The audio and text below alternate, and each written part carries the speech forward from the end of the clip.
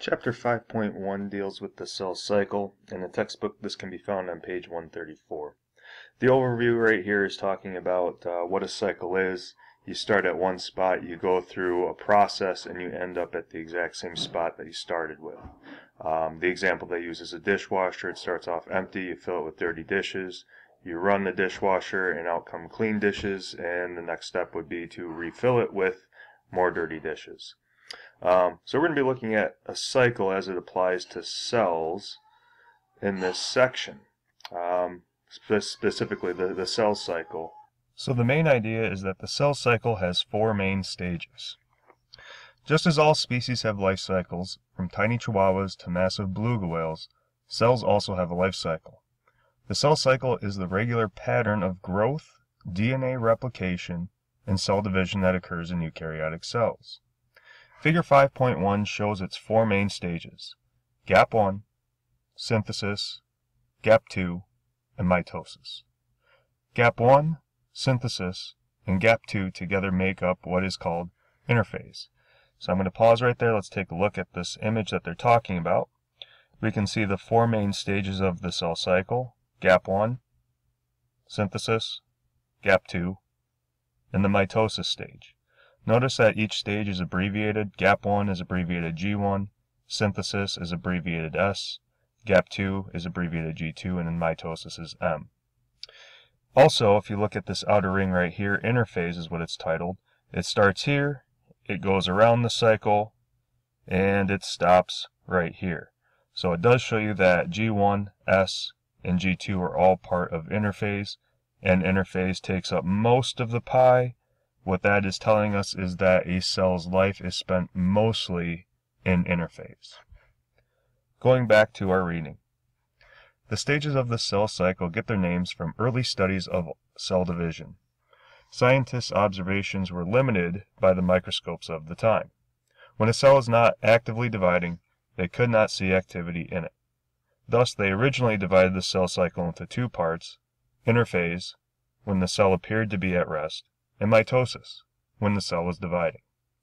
Improved techniques and tools later allowed scientists to detect the copying of DNA, or DNA synthesis, and they changed their description of the cell cycle to include the synthesis stage. Since they could still not see anything happening during the other parts of interphase, scientists named the periods between mitosis and synthesis gap 1 and gap 2. Eventually, scientists learned that during interphase, cells carry out their normal cell functions and undergo critical growth and preparation for cell division. This pie chart once again sums up what the reading was just saying. Gap 1, what happens? Cells grow and they carry out normal functions.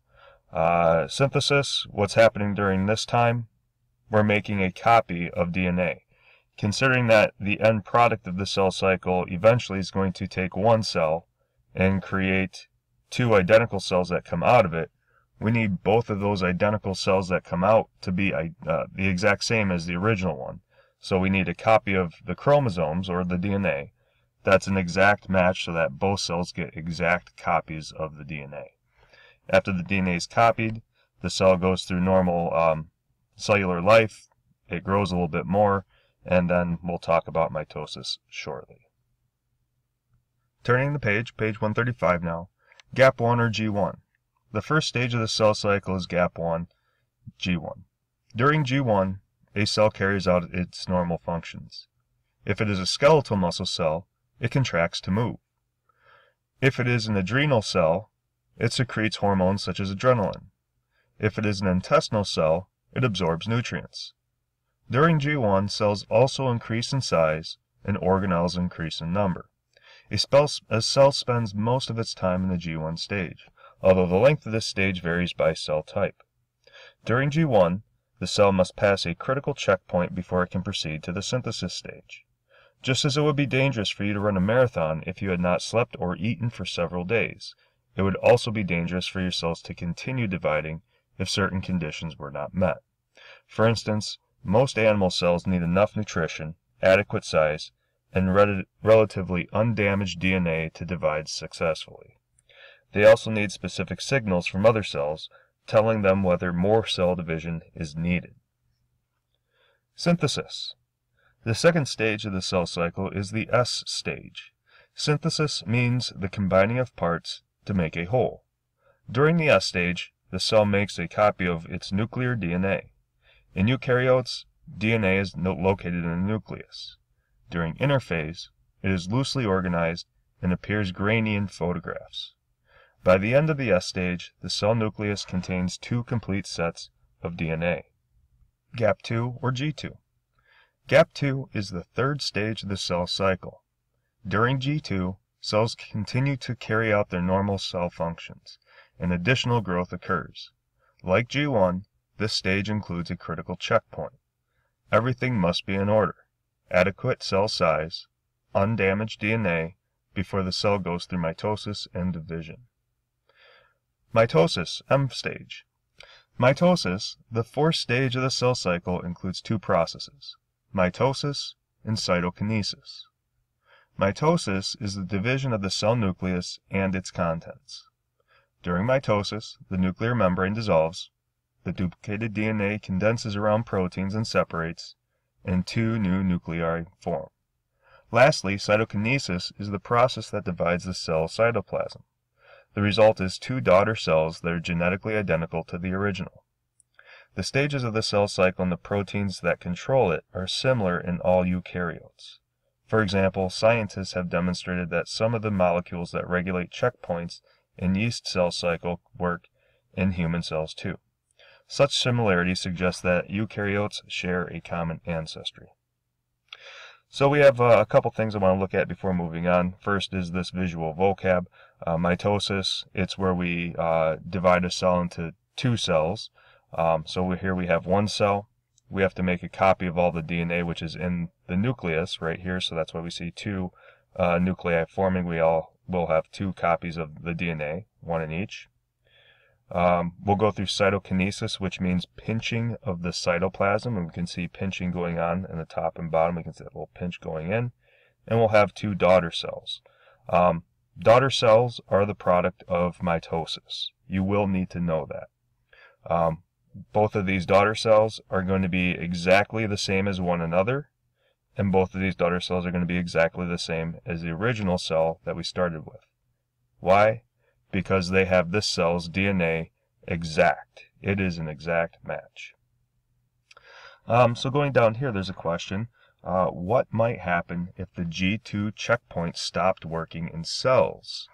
Talks up here about critical checkpoints, making sure that everything is in order and that the cell is of appropriate size, the DNA is undamaged, and that has to happen before it goes into mitosis and division. So what happens if this checkpoint stops working? If we can't check to make sure that the cell is of adequate size and that the DNA is not damaged, well, let's think about what might happen if we have 2 daughter cells where there is damaged DNA, or if it is too small. Well, it's a premature cell. It's not going to function very successfully, and possibly will die. Typically, when cells ignore or do not have these critical checkpoints, which also are in the G1 stage, the cell is said to be cancerous, and it just replicates and replicates and causes tumors and cancer, and that occurs really anywhere in the body that cells don't follow these checkpoints. So they are quite significant. Page 136. Cells divide at different rates. Rates of cell division vary widely, as shown in Figure 5.2. The prokaryotic cell cycle is similar but not identical to that of eukaryotic cells. Recall that prokaryotes do not have the membrane-bound organelles and cytoskeleton found in eukaryotes. Thus, prokaryotic cells typically divide much faster than do eukaryotic cells. The rate at which your cells divide is linked to your body's need for those cells. In human cells, the S, G2, and M stages together usually take about 12 hours. The length of the G stage differs, or G1 stage, sorry. The length of the G1 stage differs most from cell type to cell type. The rate of cell division is greater in embryos and children than it is in adults. Their cell cycle is shorter, and many of their organs are still developing. But the rate of the cell division also varies within different tissues of the adult body. the internal lining of your digestive tract receives a lot of wear and tear. As a result, cells that line your stomach and intestine are replaced every few days.